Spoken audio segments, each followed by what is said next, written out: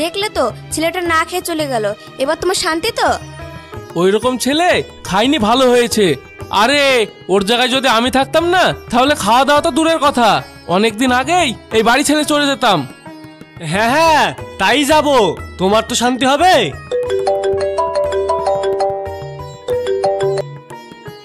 হ্যাঁ বলো। এতবার ফোন করলাম, ফোনটা না ধরে কেটে দিলে যে? আসলে আমি একটু ব্যস্ত ছিলাম তো, তাই আর কি। কিছু হয়েছে? তেমন কিছু না, মনটা একটু খারাপ। মন খারাপ? বেশ, তাহলে চলো, তোমার মন ভালো করার জন্য আমরা কোথায় বেড়াতে যাই। সত্যি বলছো? হ্যাঁ সত্যি।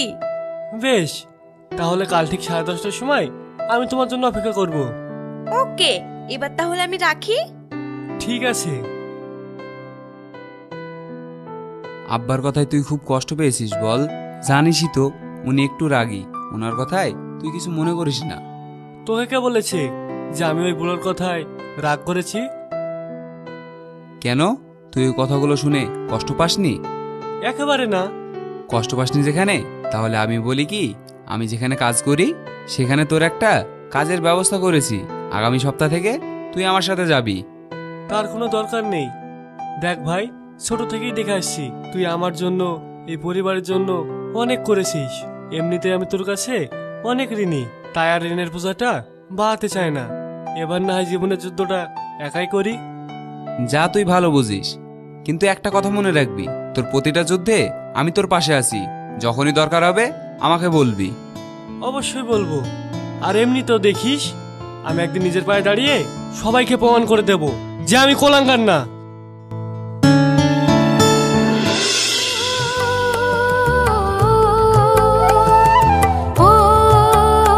চলো না, দুজনে মিলে ঘুগনি খাই।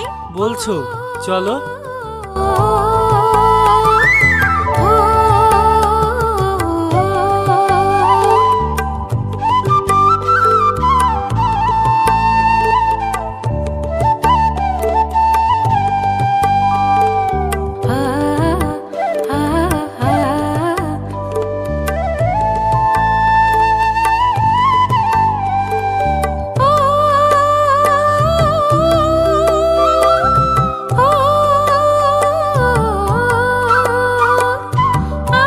আর কিছু খাবে?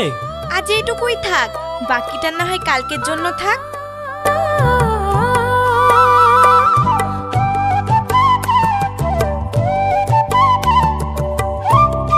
আচ্ছা, তোমার এখানে এসে ভালো লাগছে তো?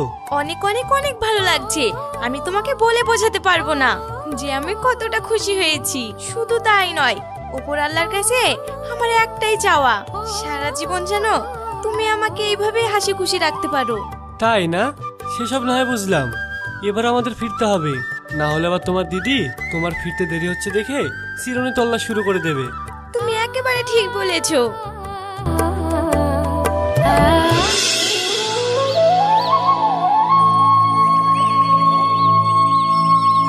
এই শোনো। হ্যাঁ বলেন। বলছি, এখানে মুকলেশের বাড়ি কোনটা বলতে পারবে? মুকলেশ? হ্যাঁ হ্যাঁ চিনি তো, ও আমারই ভাইয়ের বন্ধু। কিন্তু আপনারা? আমরা হলাম ওর শ্বশুর শাশুড়ি, গ্রাম থেকে এসেছি। যদি তুমি একটু আমাদের বাড়িটা দেখিয়ে দাও তাহলে আমাদের খুব উপকার হয়। হ্যাঁ হ্যাঁ, কেন নয়, আপনারা আমার সাথে আসুন, আমি দেখিয়ে দিচ্ছি।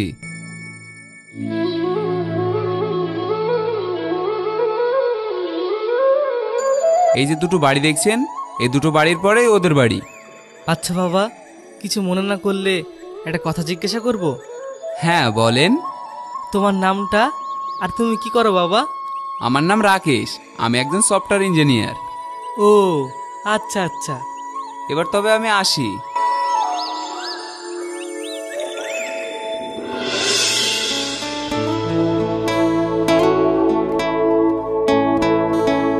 ওই তো জামাই চলে এসেছে।